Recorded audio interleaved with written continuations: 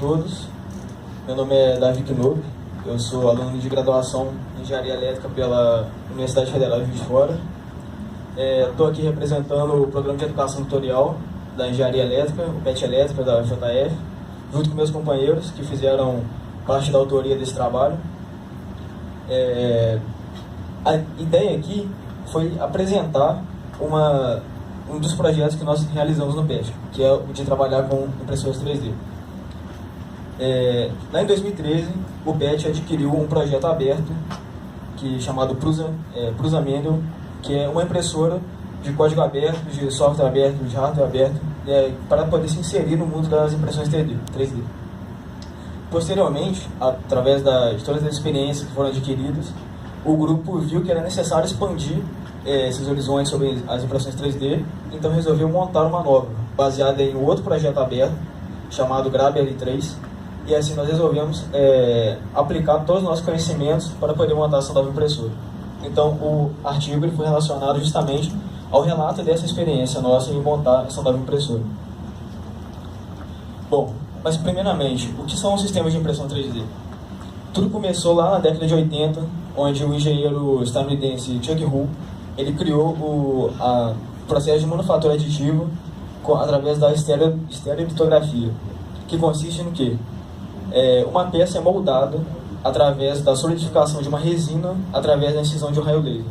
Ou seja, a resina é depositada sobre algum material, alguma superfície, e a incisão de um raio laser, com uma determinada intensidade, determinada frequência, acaba moldando a peça conforme determinado pelo projeto ENCAD. E depois, no final da década de 80, início da década de 90, surgiram outros meios de preparação de peças através de impressão 3D. Um outro engenheiro norte-americano, um conjunto de engenheiros norte-americanos criaram o FDM, que é a sigla em inglês para deposição de material fundido ou derretido, que consiste no quê? A peça, em vez dela ser moldada de uma vez só, solidificada como a resina fazia, ela é depositada camada por camada através da distribuição de eixos coordenados x, y, z, movimentados por motores. E esse sistema ele vai moldando camada por camada a peça que se deseja montar. E depois, na verdade, todos esses processos eles foram muito restritos a empresas, principalmente na década de 90 e início da década de 2000. E isso acabou sendo interrompido em 2009, através da primeira quebra de patente, e principalmente em 2013 e 2014, onde várias dessas patentes de scanners 3D e de outras impressoras, de outros sistemas, elas acabaram sendo, elas expiraram, e assim esses códigos se tornaram abertos ao público. Consequentemente, houve um grande avanço no mercado das startups para poder levar para um lado mais pessoal as impressoras 3D. Surgiram centenas de startups, principalmente nos Estados Unidos, voltadas para as aplicações de impressora 3D a nível pessoal. Ou seja, eles queriam fazer o que o Steve Jobs fez com o desktop, fazer com as impressoras 3D, torná-las itens pessoais, onde cada um poderia ter na sua casa para poder montar a peça que desejasse, desde que ele tenha um certo conhecimento sobre CAD, para poder montar a sua peça. Mas as nossas motivações para isso? Bom, primeiramente, por se tratar de uma impressora 3D, qualquer um que vê uma impressora 3D funcionando já se vê encantado por ela. Simplesmente a movimentação dela já é algo que, para quem gosta de um pouco de ficção, já te prende a imagem. Então, poder trabalhar com isso, fazer uma nova impressora, é algo que realmente foi muito motivador para a gente. Baseada na nossa outra impressora, a Prusa, nós tivemos muitas experiências e, consequentemente, nós vimos que tinha muita coisa para melhorar nela. Mas que todas as alterações que a gente já tinha feito, elas não poderiam ser implementadas, não poderiam ser elevadas, porque ela tem uma limitação física. E também nós acabamos limitados por muitas outras situações que se decorreram por ela. Então nós vimos que nós tínhamos que montar uma nova, implementando coisas que nós já tínhamos visto, que nela e em outros projetos, para que nós possamos realizar um trabalho melhor que rendesse mais tempo para o PET. Além disso, o fato de nós podermos estudar sistemas de CAD e de CAM, que é a modelagem da peça, nesse caso o slicer que chama, que é para dividir a peça em camadas, para poder fazer a sua composição camada por camada. Além de tudo isso, tem a parte do fomento do pensamento técnico-científico e a produção de trabalhos como esse que estou apresentando para vocês aqui, trabalhos de qualidade que vêm sendo premiados. Mas o PET, ele tem a tríade chamada de ensino, pesquisa e extensão. Essa tríade é o que guia os caminhos do PET em todos os tipos de projeto que ele deseja alimentar. Então, nós fazemos uso de metodologias ativas de aprendizagem, como, por exemplo, o PJBL, que é a sigla em inglês para aprendizagem baseada em projetos. Então, o centro da aprendizagem não é o professor, que ele não vai ser um expositor simples de conteúdo, e o aluno ele tem que aprender por osmose, pelo que for, ele tem que aprender o conteúdo. Na verdade, o aluno, o estudante, na verdade, ele é colocado em prova para poder, através da necessidade do conhecimento, ele ter que ir atrás disso. E o professor é um facilitador de conhecimento.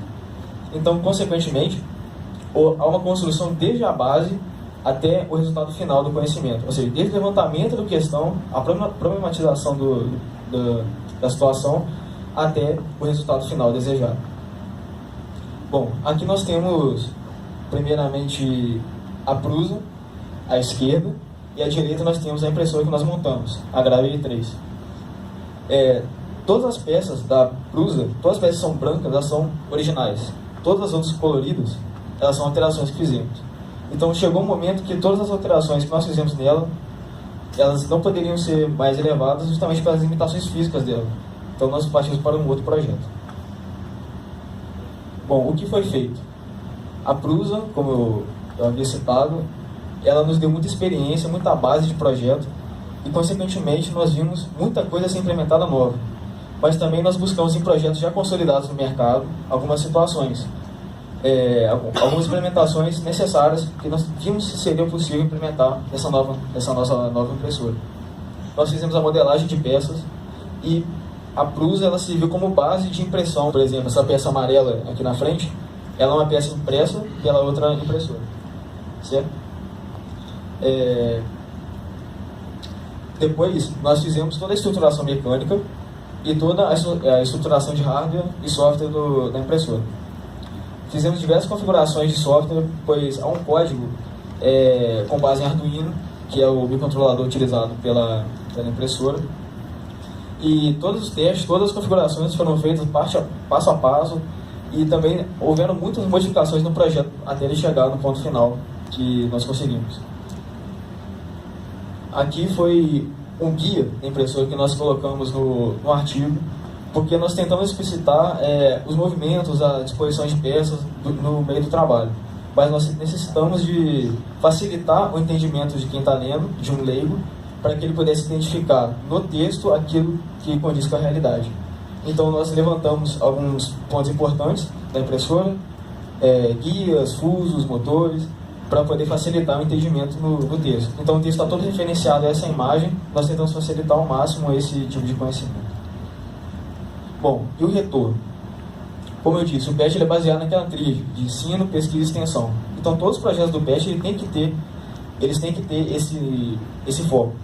Ele tem que se distribuir entre esses três tópicos.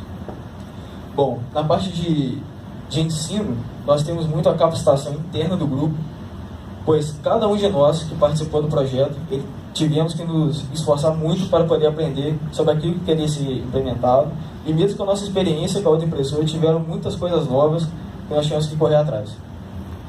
Além disso, a execução de trabalhos como esse que estou apresentando aqui e futuros que virão, é um fomento à pesquisa muito importante gerado por esse trabalho. A parte de extensão, ela é dada muito pela divulgação desse trabalho e da utilização dele em meios internos e externos da faculdade. Nós podemos levar com a impressora conhecimento técnico para aqueles que não têm, seja interno à faculdade, externo à faculdade. Podemos apresentar em feiras para ensino médio, por exemplo, podemos fazer mini cursos.